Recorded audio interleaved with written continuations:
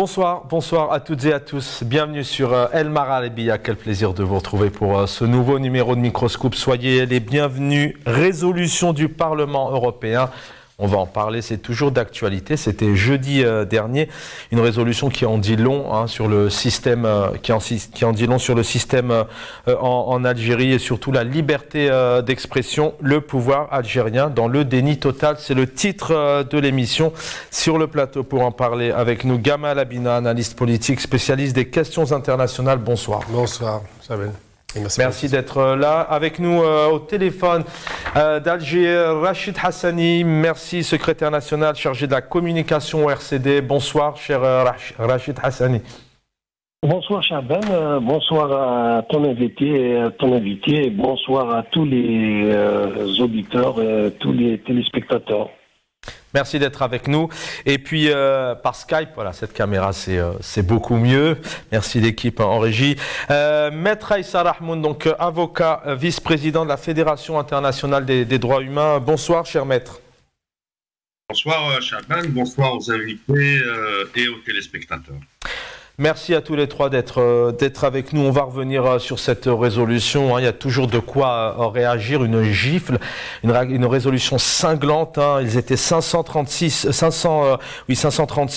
pour, 4 contre et 18 abstentions. 558 députés donc au Parlement européen se sont exprimés. Vous l'avez compris, donc 536 voix pour cette résolution qui revient bien évidemment sur la libération et la situation du journaliste Yahsen El-Qadi, mais pas que. Une résolution qui revient aussi sur le Hirak. Ces dizaines et des dizaines d'Algériens, d'Algériennes, de militants politiques, de journalistes, de syndicalistes, de politiques qui sont derrière les barreaux ou qui se sont retrouvés à un moment donné derrière les barreaux ou encore au cœur de la justice parce qu'ils sont dans la rue, parce qu'ils manifestent depuis 2019. Une résolution aussi qui revient sur les libertés en général en Algérie. Dérapage, ingérence, conspiration contre l'Algérie, allégation mensongère. Voilà ce genre de mots qu'on peut retrouver maintenant depuis plusieurs jours, notamment depuis vendredi dernier. Les réactions du pouvoir donc n'ont pas tardé. Le Conseil de la Nation, première institution à réagir. Cette dépravation et ce dérapage dangereux rejeté représente une immixtion récurrente dans les affaires internes d'un État souverain. Il s'agit en fait d'un déchaînement de parties malveillantes qui ont toujours instrumentalisé cette institution, la dénuant de toute crédibilité auprès des âmes éprises de liberté et par le monde, l'APS. On aura le temps d'en parler longuement ce soir. Le Parlement, alors je cite, le Parlement européen ajoute une couche sombre à sa crédibilité. Alors que le président algérien Abdelmadjid Tebboune, qui disait clairement les ONG c'est pas trop ça, mais les institutions onusiennes oui, et encore une fois c'est pas le cas. Rachid Hassani, bonsoir une nouvelle fois. D'abord peut-être une réaction. Alors les partis du pouvoir, on va en parler tout à l'heure, le RND, le FLN rejoignent bien évidemment le pouvoir, pas de surprise dans ces réactions. Le RCD, comment le RCD a réagi sur cette résolution? Moi, que l'on puisse dire sur la résolution et les termes de la résolution de l'Union européenne, c'est que c'est un véritable camouflet pour le pouvoir algérien et pour un pouvoir qui a, après tant de propagande et tant d'efforts pour soigner son image ternie par ses agissements faits de répression et fait de musulmans de toutes les libertés, notamment celle de la presse, faite d'emprisonnement et d'incarcération de militants politiques. Force est de constater aujourd'hui que tous ces efforts déployés sur le plan diplomatique, sur le plan de la propagande diplomatique et la propagande médiatique du pouvoir n'a pas eu d'effet sur l'image et son image ternie, son image d'un pouvoir répressif, d'un pouvoir d'une dictature carrément qui ne dit pas son nom. Ça d'abord, il faut le relever. La deuxième des choses, c'est que ces partis qui sont convoqués à l'occasion, ces partis faire valoir, et ces partis à Libye qui sont des appendices de ce pouvoir, qui sont convoqués au besoin dans les kermesses électorales et dans des situations comme celle-là pour essayer de faire dans l'agitation et de faire dans des réactions beaucoup plus folkloriques. Donc ces partis sont connus, ils sont convoqués à chaque fois que le pouvoir a besoin de les utiliser à dessein et à des fins de pouvoir. La troisième des choses qu'il faudrait rappeler, c'est que ces mêmes partis, ce même pouvoir, la même APS, l'agence de presse algérienne, ont salué il y a quelques semaines, quelques mois, à chaque fois que l'Union européenne vilipendait par exemple des pays comme le Maroc sur la situation des droits de l'homme, sur la situation des libertés au Maroc, c'est que cette même APS, ces mêmes partis saluer la décision de l'Union européenne. Donc voilà qu'il n'y a pas de cohérence. Donc l'Union européenne compte leur rapport, leurs décisions et leurs interventions sont en droite ligne des thèses défendues par ces partis, par ce pouvoir. Donc ils sont salués. Et quand c'est eux-mêmes qui sont vilipendés à rappeler à l'ordre par rapport à la situation des droits de l'homme, à la situation des journalistes, à la situation des militants politiques. Donc on invoque l'ingérence étrangère et l'immixtion dans les affaires internes de l'Algérie. Aujourd'hui, pour le RCD, les choses sont très claires. Ce pouvoir doit respecter la Constitution, ce pouvoir doit ouvrir le champ politique, ce pouvoir doit libérer les militants politiques, ce pouvoir doit libérer les journalistes emprisonnés pour que les ONG, les organisations internationales ne vilipendent pas ce pouvoir, ne rappellent pas l'ordre de ce pouvoir. Les choses sont très claires. Même si pour nous, RCD, nous considérons que le changement est un changement qui doit émaner du peuple algérien, des partis politiques algériens, des syndicats algériens, des forces vives et de tous les militants algériens. Nous savons, nous connaissons donc la situation géopolitique internationale. Donc pour nous, la solution réside en Algérie. Il doit être trouvé par les Algériens eux-mêmes, parce que nous considérons aussi que certains ONG, certains États, certains pays, quand ils interviennent pour aider ce pouvoir justement à mater son peuple, pour aider ce pouvoir dans son entreprise de réparation et de musulmans des libertés, nous avons toujours réagi et dit et condamné ces interventions et cet accompagnement du pouvoir algérien. Donc nous sommes pour le RCD, nous sommes pour une solution algérienne, nous ne sommes pas pour des interventions dans un sens comme dans un autre. Très bien, restez avec nous parce que je sais que je dois vous libérer juste derrière. Je voudrais tout de même qu'on écoute pour commencer cette émission Salah Goudjil, qui est le président, le patron du Conseil de la Nation, qui est clair. Aucun pays n'a de leçons à donner à l'Algérie, ni d'un point de vue de liberté d'expression, ni dans la justice. D'ailleurs, Maître Rahmoun pourrait réagir aussi derrière. Et puis, il dit clairement qu'avec notre économie, notre constitution, avec l'Algérie d'aujourd'hui, ce sont eux qui vraiment ont besoin de nous. واحد ما يقدر يعطينا دروس لا في حقوق الإنسان لا في حرية التعبير ولا في العدالة الجزائرية. اليوم وصلنا بنظامنا بدستورنا باقتصادنا بالمواقف نتاعنا حول القضايا هما اللي يحتاجونا، ماناش احنا اللي نحتاجوهم. والجزائر اليوم الحمد لله راهي مع القضايا العادلة. اليوم الشيء اللي راهو صاير في فلسطين يا رسول الله، النكبة 75 سنة، الموقف نتاع الجزائر معروف في فلسطين من البداية حتى قبل الثورة. في الثورة من بعد الثورة الجزائر عندها نفس موقف.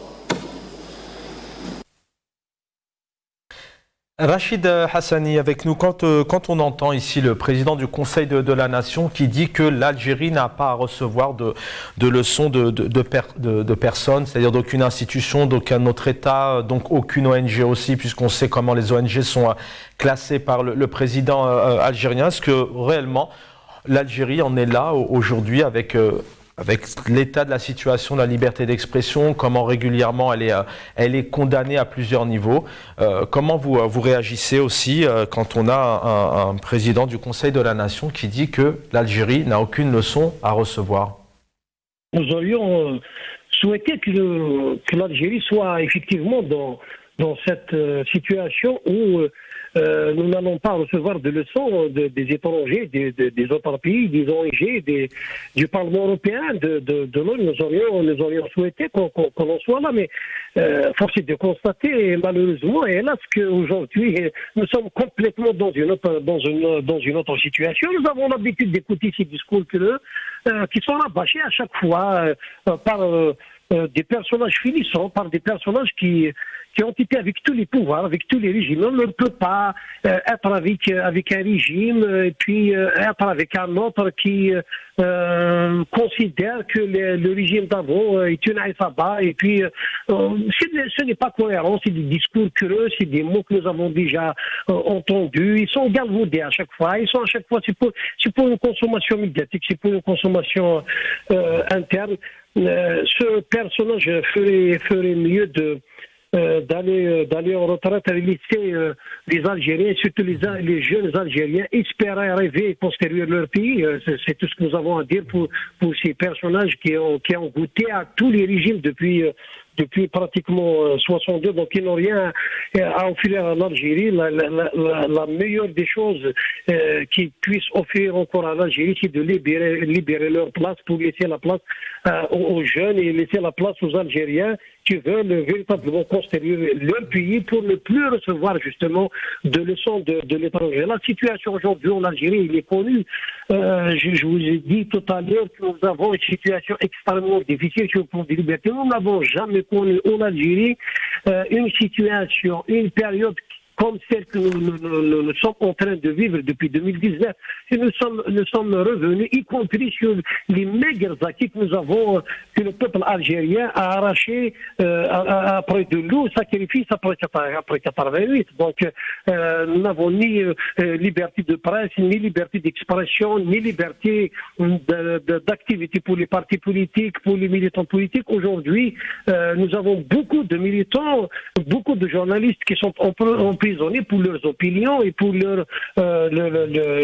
pour des délits politiques et des délits. D'où le rapport effectivement entre autres aussi de RSF. Peut-être une dernière question. Comment il est géré ce pays? On est toujours un peu à chaque fois dans la surréaction. C'est surdimensionné. Une action, on est dans la défensive. Alors quand je dis on est, je parle bien évidemment du pouvoir algérien. On l'écoutera tout à l'heure, mais je préfère vous donner la parole avant de vous libérer. Le président algérien qu'on écoutera dans quelques minutes, qui dit clairement que l'Algérie fait parler d'elle, c'est bien. Alors sous-entend que l'Algérie est encore visée. On a l'impression qu'à chaque fois, effectivement, le pouvoir entretient ces messages de peur, le terrorisme, les ONG, la main étrangère. Mais est-ce que c'est vraiment la bonne manière de donner une bonne image, de faire évoluer, donner une image de développement d'un pays, d'amener aussi des investisseurs à s'installer dans le pays? Parce que quand on entend ce genre de mots à chaque fois, ça fait plutôt fuir, je pense. Oui, c'est une fuite en avant. Et puis, je pense que le président, le chef de l'État, a raison de parler d'une Algérie dont on parle beaucoup, effectivement. Mais dans quel sens on parle de l'Algérie? On parle de l'Algérie, notamment sur le plan de la répression, sur le plan de l'absence de liberté, sur le plan de la fermeture, sur le plan d'une économie en panne, sur le plan d'un pays qui envoie si jeune jeunes périr au large. On parle de l'Algérie on parle de l'Algérie où il y a absence de perspective à donner à son peuple. Vous voyez aujourd'hui le résultat avec les jeunes qui périssent chaque jour, qui périssent en mer. Vous voyez aujourd'hui le résultat de nos universités dans leur classement à l'échelle mondiale. Vous voyez aujourd'hui le résultat de notre économie, de notre ouverture, de notre attractivité sur le plan économique. Vous voyez aujourd'hui le résultat sur le plan social, sur les salaires, le pouvoir d'achat, l'inflation. Donc voilà une situation réelle aujourd'hui que vivent les Algériens. Mais bon, ce discours, je vous ai dit que quand nous avons un pouvoir qui est tronqué de légitimité, quand nous avons un pouvoir qui n'a pas sollicité son peuple pour choisir ses dirigeants. Donc fatalement, on retombe dans ce genre de recherche, à la recherche d'une légitimité, qu'elle soit extérieure ou intérieur. Merci. À chercher ailleurs que de la chercher chez son peuple pour asseoir une véritable politique de développement. Merci Rachid Hassani, merci secrétaire national au RCD en charge de la communication. Merci d'avoir été avec nous sur le plateau. Gamal Abina, analyste politique. Vous avez déjà réagi sur cette question, notamment le Parlement européen a réagi clairement. Une résolution, 558 députés, 536 pour. On a tout de même un pouvoir algérien qui est totalement tout le temps dans le déni, dans la défensive à chaque fois. La problématique, c'est qu'il faut déjà rappeler les séquences en Algérie en matière d'expression et de liberté de la presse. De 89 à 91, c'est le pays arabe et maghrébin le plus libre. C'est la première fois qu'on voit dans le monde arabe une liberté extraordinaire qui explose. Là, on a une vraie liberté, donc un vrai laboratoire qui est éteint en 91 après le coup d'État. Et manifestement, pendant 10 ans, c'est le trou noir. Puis après, une petite reprise légère. On sent que les journaux francophones ou arabophones sont relativement libres. On a quand même des dessinateurs d'expression. Moi, j'aime beaucoup Dilem parce qu'il a vraiment un trait incroyable. C'est pour moi le meilleur dessinateur au monde de presse, qui s'expriment et qui sont critiques sur le pouvoir, qui sont critiques sur un système, qui sont critiques sur pas mal de choses. Puis après, il y a une sorte de raidissement comme ça. Il y a le Hera qui arrive, qui fait aussi un vent de liberté extraordinaire. Il faut reconnaître qu'on était tous fiers de voir ces millions d'Algériens dans la rue et on y a participé. Puis après, une sorte de raidissement parce que l'Algérie a un contexte géopolitique qui est un petit peu difficile. On sent bien que, et c'est là où je suis pas d'accord avec ce qui est dit par Agoudjil, je trouve ça ridicule comme propos, il faut arrêter de se cacher derrière son petit doigt. On doit avoir une valeur d'exemplarité pour le monde arabe. Parce que déjà, la première révolution arabe s'est faite chez nous, hein. C'est pas 2011, c'est 88, 5 octobre. Ensuite, et surtout parce que c'est un modèle dans la mesure où on a toutes les composantes multiethniques, multiculturelles, africaines, orientales, arabes, berbères. Enfin, l'Algérie est un laboratoire de ce point de vue-là. Et c'est vrai que de voir qu'on n'est pas ce laboratoire, qu'on n'est pas cet exemple, qu'on n'est pas ça, c'est une perte. Alors moi, je dis que le Parlement européen, lorsqu'il va condamner d'autres pays, c'est salué, et je ne pense pas que ce soit une bonne chose de saluer le fait qu'un Parlement européen condamne des pays pour les questions de liberté, par exemple, quand on voit ce qu'ils ont fait avec RT France, je trouve ça très amusant. Là, ils étaient d'accord pour Mme von der Leyen pour faire éteindre une chaîne de façon antidémocratique. Et de l'autre côté, ils critiquent des pays du Sud qui n'ont pas cette culture démocratique très ancrée. Et ça, je ne l'accepte pas. Par contre, je n'accepte pas que des membres de notre gouvernement disent « nous ne recevons pas de critiques ». Si, on ne doit pas recevoir de leçons, je suis d'accord. On n'a pas de leçon à recevoir de personne. Mais d'entendre des bons conseils, et c'est les conseils qu'on doit entendre, il faut être avisé de les accepter. Je pense que le déficit en Algérie, c'est de ne pas accepter le débat contradictoire. Il faut rentrer dans cette logique-là. C'est-à-dire que le gouvernement, s'il est fort, n'a pas de problème avec la critique. Au contraire, il devrait l'entendre, la questionner, la débattre, et c'est ce que moi je reprocherais. Je pense que l'ouverture, là où on va gagner en maturité, parce que c'est une question de maturité, là où on gagnera en maturité, c'est le jour où on acceptera que la presse soit vraiment libre et puisse dire ce qu'elle veut, de qui elle veut. Et à ce moment-là, on saura que le pays est puissant, installé avec une vraie démocratie. Maître Aïssa Rahmoun, donc même réaction. Juste pour vraiment vous redonner voilà ce qu'a dit aussi Salah Agoudjil, entre autres, aucun pays au monde ne peut dicter ses ordres à l'Algérie. Les pays occidentaux ont besoin de l'Algérie et non l'inverse. Voilà un peu les vives réactions. Maître Rahmoun, alors vous êtes exprimé déjà depuis sur la résolution de ce Parlement, cette gifle, mais plutôt maintenant sur ces réactions du pouvoir algérien. On est toujours dans le déni total. C'est ce cri à chaque fois, cette réaction peut-être surdimensionnée, avec peut-être un manque de profondeur. Ça exprime quoi? L'atrocité vraiment de cette douleur, notamment ces 536 voix pour. permettez-moi de revenir sur effectivement sur cette question qui est très importante. Aujourd'hui, nous avons un Parlement européen qui s'exprime, un Parlement européen qui sont des députés représentants des peuples de l'Europe, des sociétés européennes, de la société européenne. Donc c'est un mandat populaire.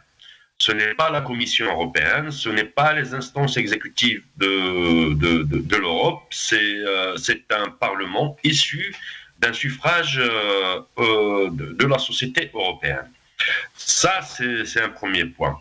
Deux, il faut placer cette résolution dans un contexte. Le contexte algérien, qui est le contexte de l'Algérie nouvelle, qui, selon le régime actuellement, est issu du Hirak al-Mubarak, du Hirak béni. C'est-à-dire que c'est une nouvelle Algérie, que c'est une nouvelle république qui aspire à démocratiser la vie politique, à l'épanouissement de la société, mais aussi au développement économique, social et culturel du pays. Par une ouverture sur le monde, mais aussi avec la sauvegarde de nos traditions, de nos valeurs ancestrales. Très bien. Donc le régime, il présente la nouvelle Algérie de cette manière. La réponse des différents porte-paroles des institutions, qui sont seulement que des institutions, que des porte-paroles aussi, n'échappe pas à la réponse donnée par le même régime au temps de Zeroual, au temps d'Ali Kafi, au temps de Chadli, au temps de Bouteflika, au temps du présent chef, de l'actuel chef de l'État. C'est-à-dire, en fin de compte, qu'il n'y a pas d'Algérie nouvelle.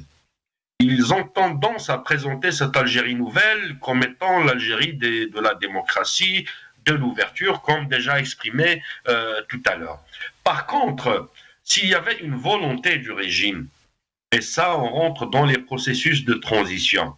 Et les processus de transition, la bonne foi s'exprime avant tout par les lois organiques adoptées par le législateur. Et que dire de ce législateur qui est issu d'un boycott massif de la société algérienne. Donc on est revenu à la case départ. Réellement, on est revenu à la case départ.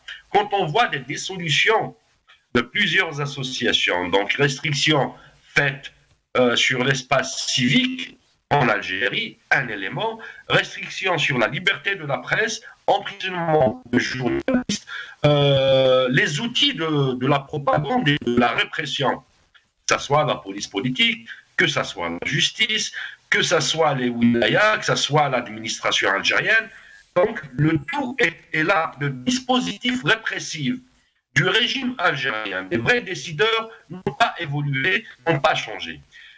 Sur ça, on parle, je préfère qu'on parle de normes institutionnelles.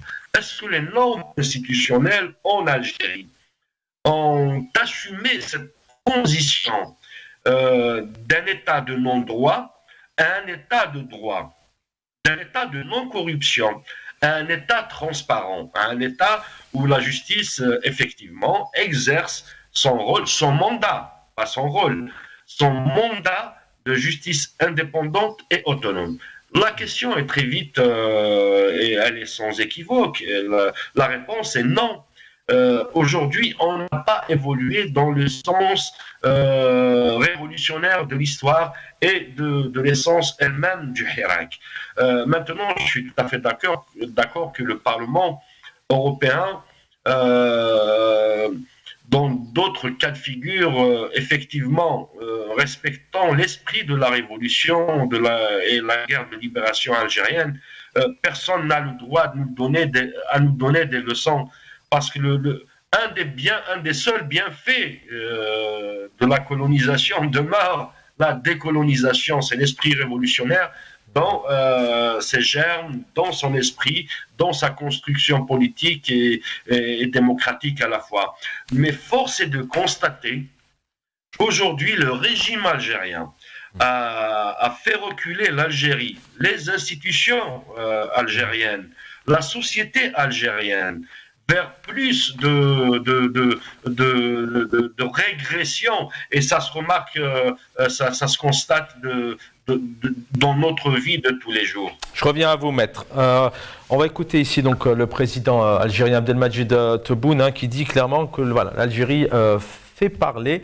On parle de nous. Il dit clairement que c'est bien, bon, sans dire réellement de qui et de quoi il s'agit, mais on l'écoute. الجزائر اليوم صبحت تثير جدل وين تحط رجلها تقوم القيامه. سيت اون بون شوز اي سا نو رون فيير ديتر الجيريان. هذا هو. دروك الاحداث العالميه ما تندارش بلا الجزائر. هذا هو سيتو. الجيري اي بريزونت اي ريسترا بريزونت. Voilà, alors je ne sais pas, c'est une question qui se pose. Est-ce que vraiment les Algériens sont fiers d'eux qu'on parle autant de l'Algérie comme ça avec une telle résolution? Et puis aussi un chef d'État, Gamal Abina, je le disais tout à l'heure, à Rachid Hassani, qui revient toujours un peu. Alors là, ça sous-entend que l'Algérie, elle est visée, qu'on nous envie, mais qu'il y a des ennemis donc.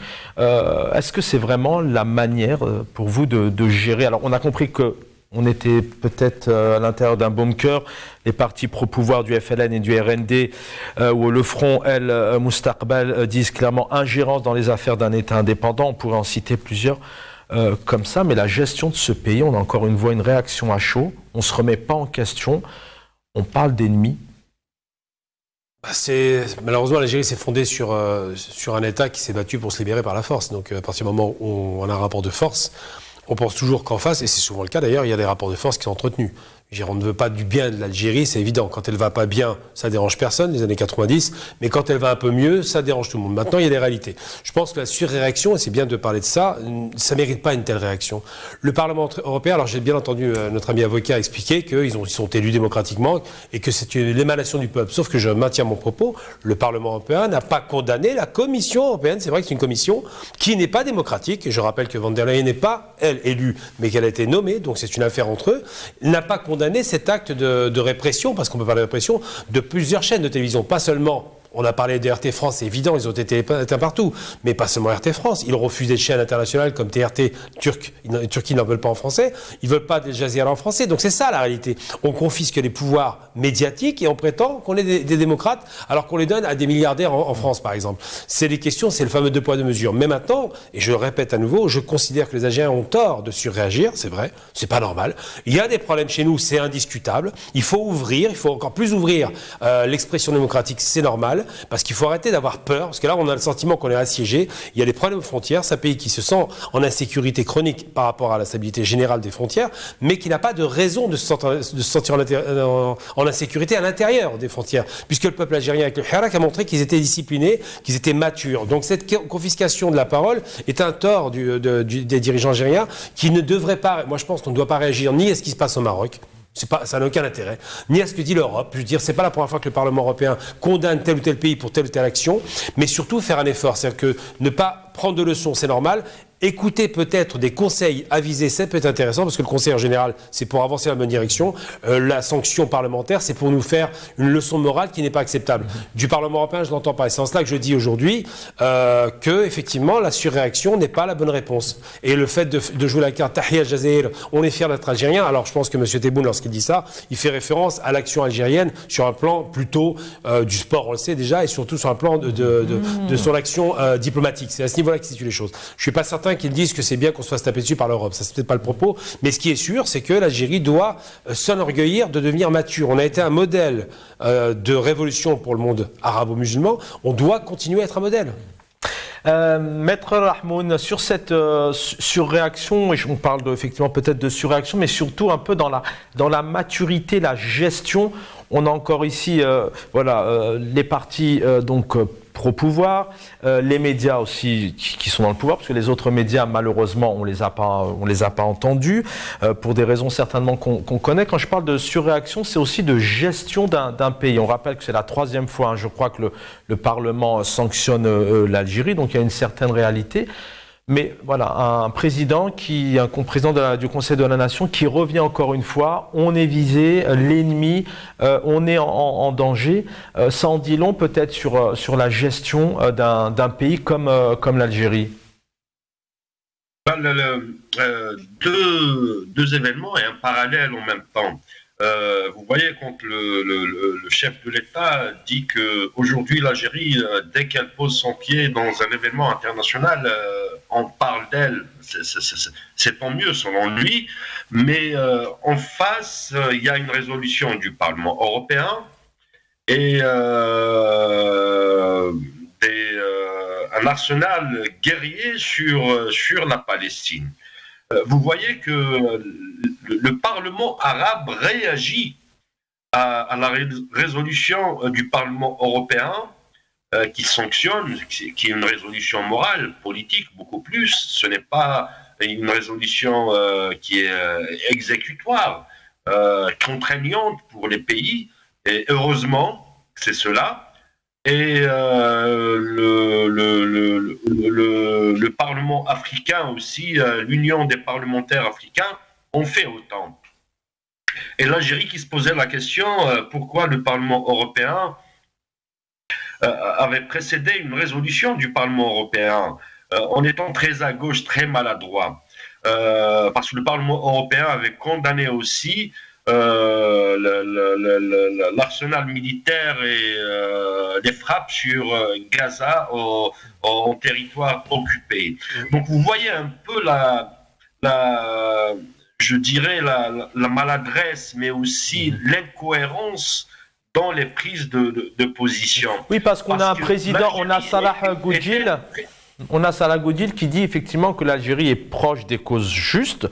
Il évoque la Palestine, mais alors il n'évoque pas Ihsan El-Qadi. Entre autres, on parle beaucoup d'Ihsan El-Qadi, puisque actuellement, effectivement, avec Moustapha Bejma, c'est les deux journalistes dont on parle beaucoup, mais il y a énormément de détenus. On a une pensée pour eux, détenus politiques, détenus d'opinion.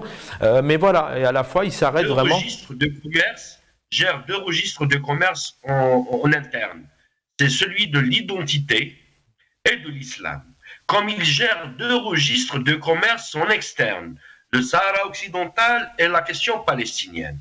Donc, aujourd'hui, si ce Parlement arabe s'est prononcé en protégeant la souveraineté du peuple algérien, quoique c'est entre guillemets, du régime algérien, contre le Parlement européen qui est un Parlement issu d'une élection des peuples. Pourquoi ce même Parlement arabe n'avait pas condamné l'État d'Israël quant à l'agression de cette dernière contre Gaza et contre la Palestine? Donc ça revient à la même question. C'est ça à peu près, c'est vraiment quelque chose de très basique. On essaye de mater à l'intérieur tout en cédant tout à l'extérieur, en faisant de la Palestine, du Sahara occidental, un cheval de bataille et des fonds de commerce. Aujourd'hui, il s'agit de dire la chose suivante. Est-ce que le régime algérien, par les outils de répression, respecte les conventions qu'il a pourtant ratifiées, et dans le standard international de la démocratie, du respect des droits de la personne humaine et de l'état de droit? C'est ça la question qu'il faut se poser. Aujourd'hui, si on est dans une Jazair Jadida, une Algérie nouvelle, pourquoi des journalistes se retrouvent en prison? Pourquoi des cadres de la Ligue algérienne de défense des droits de l'homme se retrouvent en prison? Pourquoi dissoudre cette association? Pourquoi dissoudre le Rassemblement Action Jeunesse?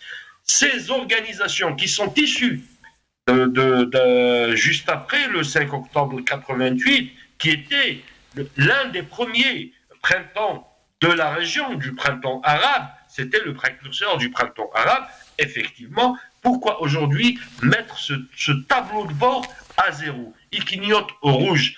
Aujourd'hui, le constat est là. Quand on voit, d'ailleurs la question que se posent les Algériens, le Parlement algérien, est-ce que c'est un Parlement légitime, issu d'un suffrage universel? Est-ce que la justice algérienne est indépendante? Est-ce que le corps aujourd'hui de la police, des différents corps constitués, ont le droit d'avoir un syndicat? Est-ce qu'aujourd'hui la loi sur la liberté d'expression façon, ils ont codifié ce qui était déjà en vigueur. L'interdit, ils l'ont interprété en loi. Est-ce que la loi sur l'association, la liberté d'association, toutes les lois organiques qui organisent la vie politique et encadrent la vie politique et sociétale sont aujourd'hui remises en cause par le régime algérien. Je reviens à vous, maître Gamal Abina. Oui. Bon, on pourrait effectivement, malheureusement, y passer des heures. Il y a un constat très difficile en Algérie, hein, où voilà, très difficile de s'exprimer, d'analyser.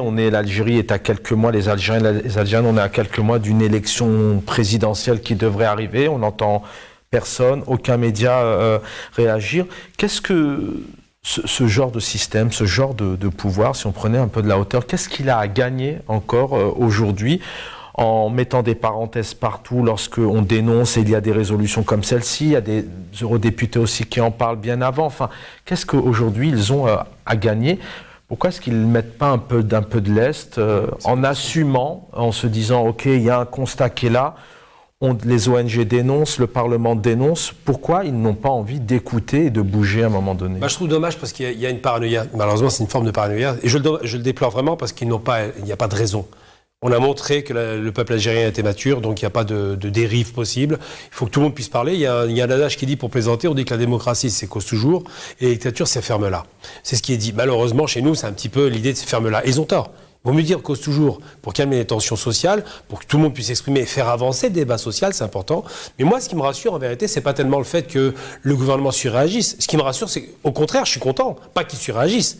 Mais de me dire que le Parlement, finalement, les condamne, ça signifie que l'Algérie ne paye pas des parlementaires européens. Il n'y a pas de valise pour les convaincre de choses. Donc ça, déjà, ça rassure quelque part, parce que la corruption, c'est quand même quelque chose de lourd chez nous. Mais je pense effectivement que ce qui m'étonne le plus, et c'est là où, tout à l'heure, c'était dit par le premier intervenant, d'ailleurs, je crois, du RCD, il a raison de le dire, que soit Salah Agougil, je crois, il s'appelle, ou d'autres responsables politiques, ils ont tous les cheveux gris-blancs, ils sont fatigants, c'est le même logiciel des années 70, il faut qu'ils prennent leur retraite, parce que ces gens-là ne font pas avancer le débat. La problématique aujourd'hui, c'est que les jeunes feront confiance aux jeunes et laisseront les choses se faire. Moi, je pense que l'Algérie devrait non seulement pousser à la démocratisation de l'expression publique, je parle des journaux et tout le reste, mais pousser encore plus que l'Occident le fait. Parce qu'on n'a pas de leçons à prendre, c'est vrai, de la part de gens qui soutiennent quand même des régimes qui ne sont pas forcément les plus fréquentables comme l'Égyptien. Mais il n'en demeure pas moins qu'aujourd'hui, l'Algérie a la maturité pour cela. Et ce qui pose problème, c'est que c'est une question générationnelle. On a des jeunes, des vieux qui sont au pouvoir. C'est une génération clairement quasiment de retraités. Qui sont plus âgés que l'Algérie indépendante. Territoire 70% de la population a moins de 30 ans.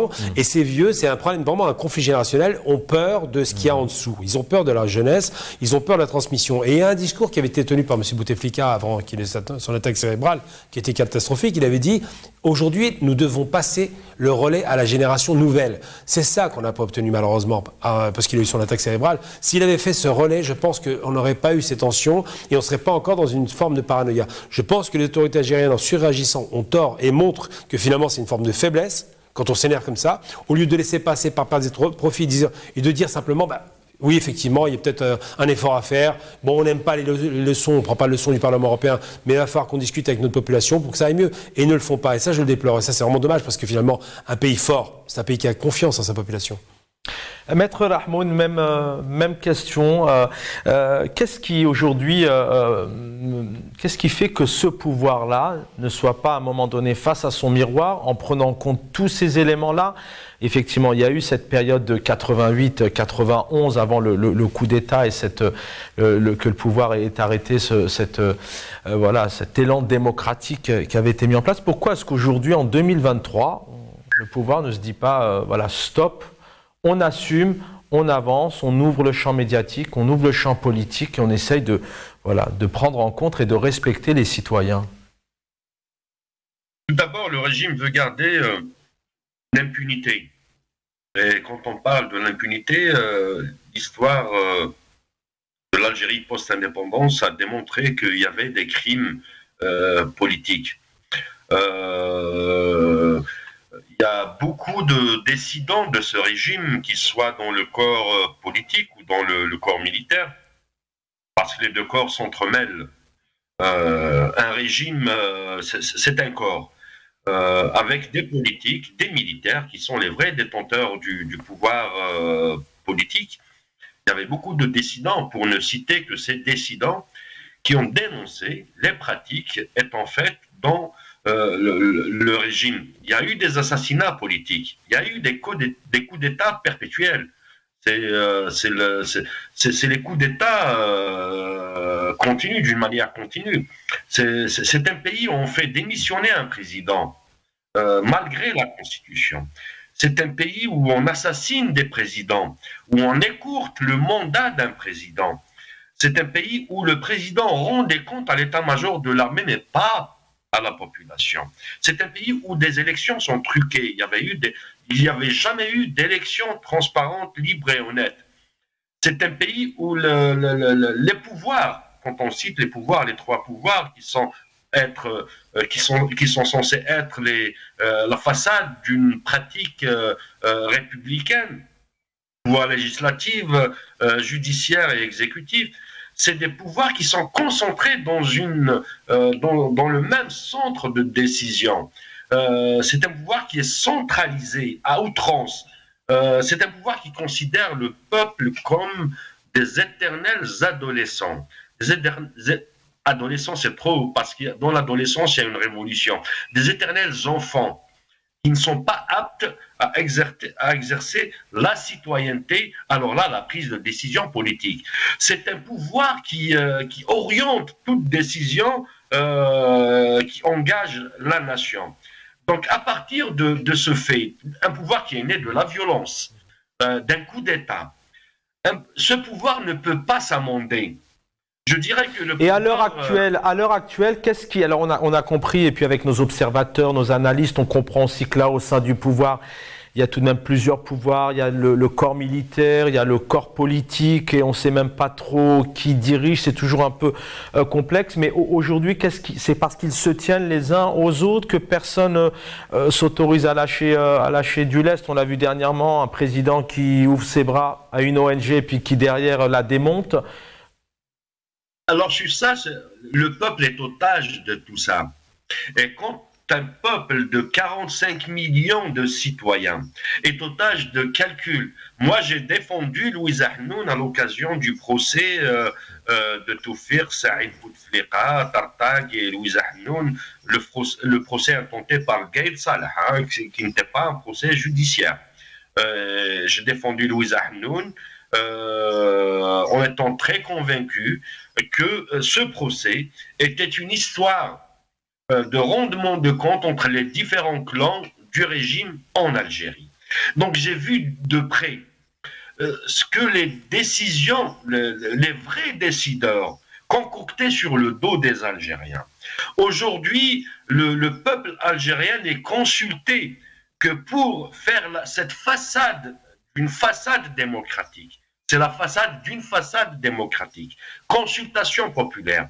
Ce que je voulais te dire tout à l'heure, Chaban, c'est qu'en fin de compte, ce régime a compris que la violence législative, que la violence judiciaire, que la violence dans la pratique était un moyen de survie politique. D'ailleurs, le peuple algérien est un peuple formidable, est un peuple pacifique, est un peuple mselmi, c'est un peuple li hab rahma ou shafaqa. C'est un peuple qui ne veut pas s'aventurer parce qu'il a trop subi. Aujourd'hui, le régime a compris ça. Et à partir de cette donnée, le régime exploite toute forme de violence et des outils de répression. C'est pour cela, aujourd'hui, le régime algérien essaye de se maintenir malgré le peuple et contre le peuple. Quand on voit les images, ces images que je vois devant moi, des policiers qui sont issus du peuple algérien, c'est des enfants du peuple, mais qui matent leurs semblables, leurs égaux. Mais c'est incroyable. En fin de compte, ils ont compris une chose en nous, c'est ce pacifisme, il faut le demeurer, bien sûr, il faut demeurer à être pacifique. Pourquoi? Parce que les combats pacifiques finissent par gagner. Mais ce n'est qu'un petit moment pour le régime. Tous les régimes autoritaires finissent par disparaître. Et les populations, les sociétés sont toujours là. Merci maître.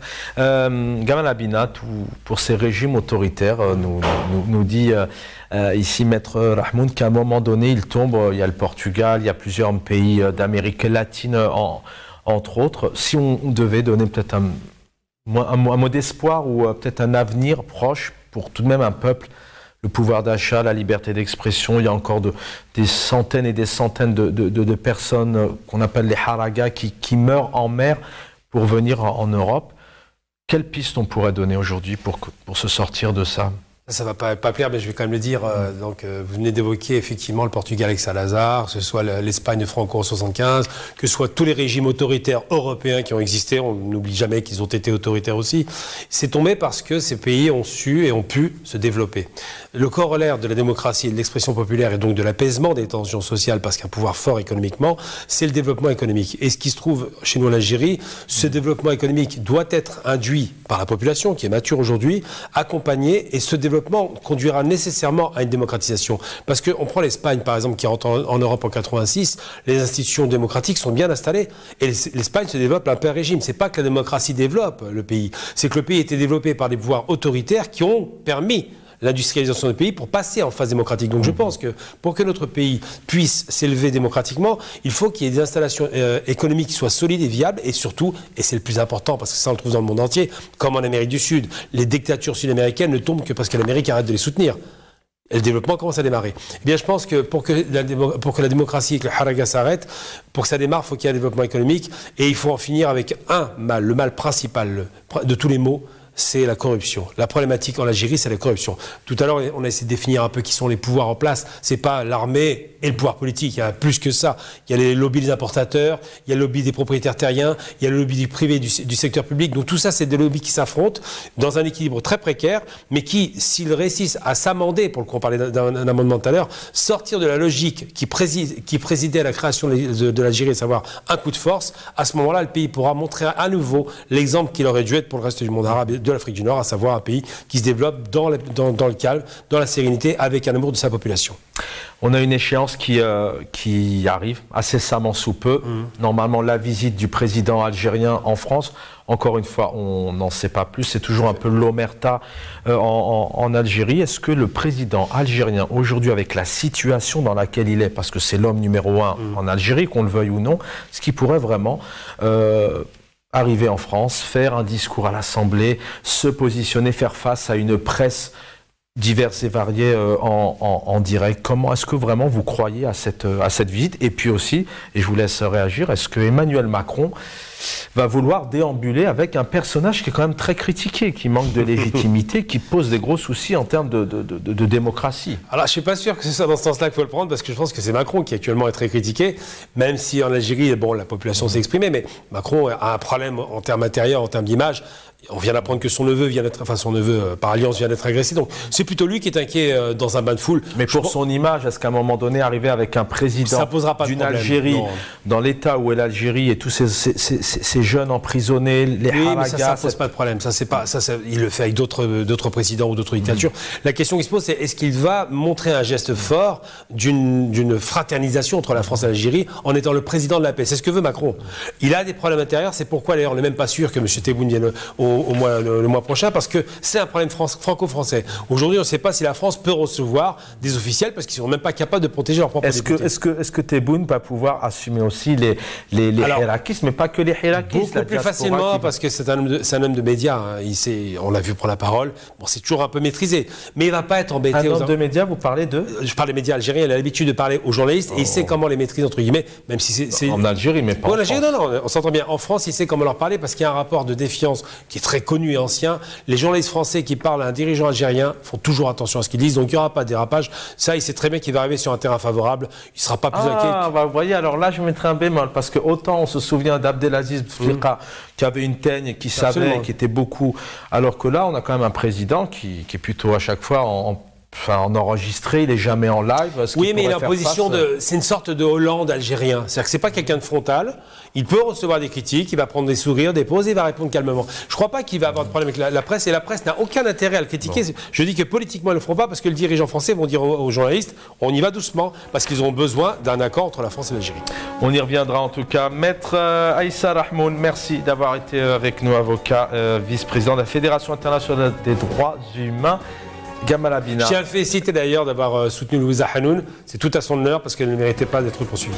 Merci infiniment. Et Rachid Hassani était avec nous, secrétaire national de la communication RCD, l'équipe en régie. Merci infiniment. Dans un instant, vous avez rendez-vous avec une autre plume, cette-ci bien aiguisée, très précise, celle de Jamaldine Benchenouf. Bonne soirée à tous.